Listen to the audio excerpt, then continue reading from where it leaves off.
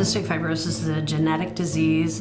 It affects the mucous membranes in the body, and what happens is the mucus in the lungs, pancreas, sinuses, digestive organs is thicker than normal. In the lungs, that thick mucus creates an environment for bacteria to live, and it causes chronic infection, and then that leads to scarring, which leads to eventual respiratory failure and death. In the GI tract, it creates a poorly functioning pancreas, and because of that you have the inability to gain weight and absorb nutrients. It also affects the GI tract, and your GI tract moves slowly and causes all sorts of problems, and you can also have issues with diabetes as well.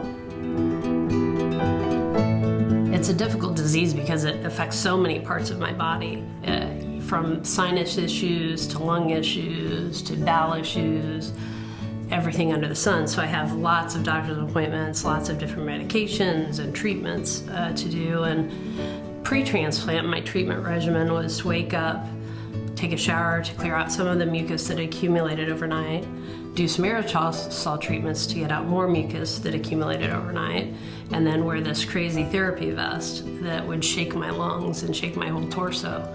And I did that probably. The waking up process during the day was about an hour and a half from getting up to being done with my treatments, maybe 2 hours. And then in the evening, I'd again have to do my aerosols and my vest. And I also had oral medications and all of that.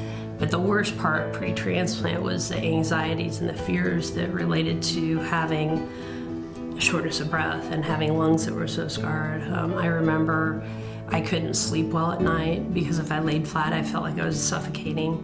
And at times the accumulation of mucus made you almost feel like you're drowning in your own mucus. It was really rough. And I had a lot of problems with walking long distances, and every time I saw a set of stairs, I was like, oh my gosh, I don't think I can do that. So I'd always be looking for an elevator, and it's really hard mentally and physically to go through all the different things that affect your life and how much it limits you. In CF, the GI system moves very slowly, and because of that, there's often a buildup of, stuff in the GI system, let's call it, and that creates an environment that is a breeding ground for cancer. And the studies are finding that people with a diagnosis of cystic fibrosis have a much higher incidence of colorectal cancers. And so I had developed rectal cancer. I had to go through chemo, go through radiation to shrink the tumor, and eventually ended up having a massive surgery. So they removed my rectum and created a colostomy, and so then now I have an ostomy bag, and going through the cancer was really one of the biggest challenges I've ever had in my life. And I think the only bigger one would be my lung transplant. Well, the hardest part about having CF mentally is all the uncertainties it creates in your life.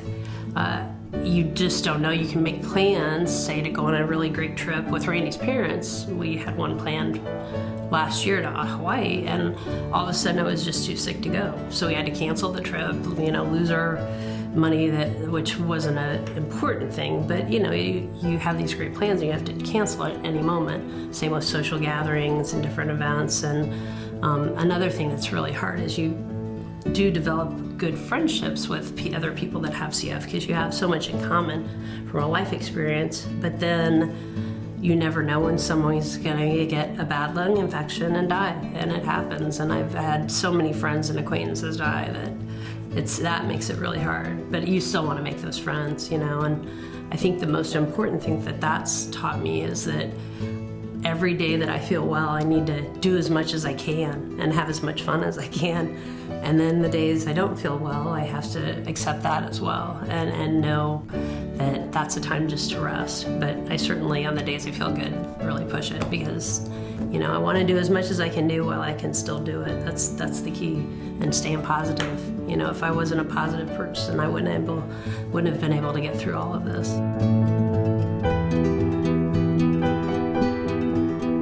No, it doesn't. I still have CF in all sorts of parts of my body, the sinuses, the GI tract, and various other, pancreas. But the lungs that I have from my donor do not have CF at a cellular genetic level. So those cells work properly. And so my lungs don't have CF, but the rest of my body does still. It's definitely changed the way I live. It's an amazing gift to have to have gotten a lung transplant. And I used to not be able to walk and do all sorts of things very well at all. And now I can run and dance and skip, and it's just so amazing. The change is incredible. And then the change in my daily routine is that I don't have the long therapies every day. I can, kind of throw a fistful of pills in my mouth in the morning and take off. And then as long as I remember my medication, then everything's fine. I also have to do a lot of lab work, though, and doctor's appointments, and check in with my transplant team on a weekly basis at least. So there is a lot of other things that I still need to do from a medical perspective, but it was, so worth it, so worth it. The role of the CF Foundation is to raise funds to find a cure. I mean, that's the ultimate goal.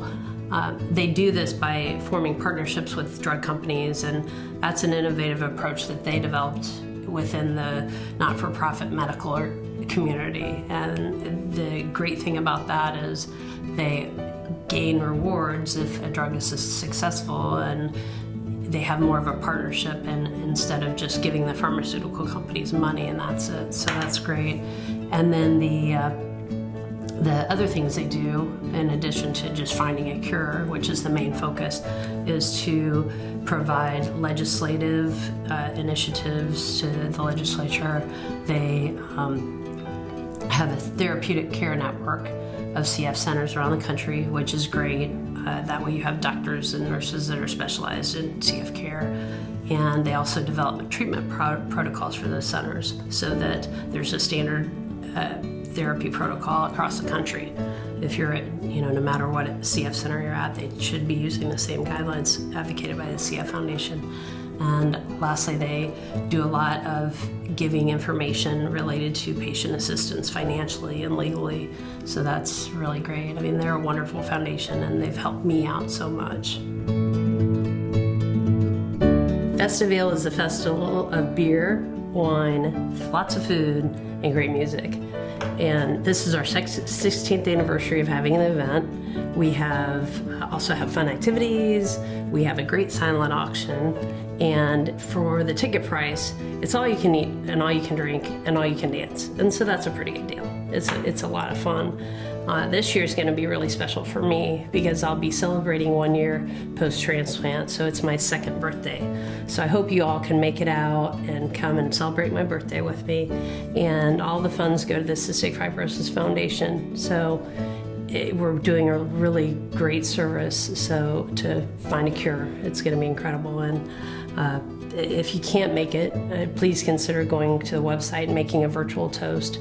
I would appreciate it, and all of the others with CF would really appreciate your help. Thank you so much.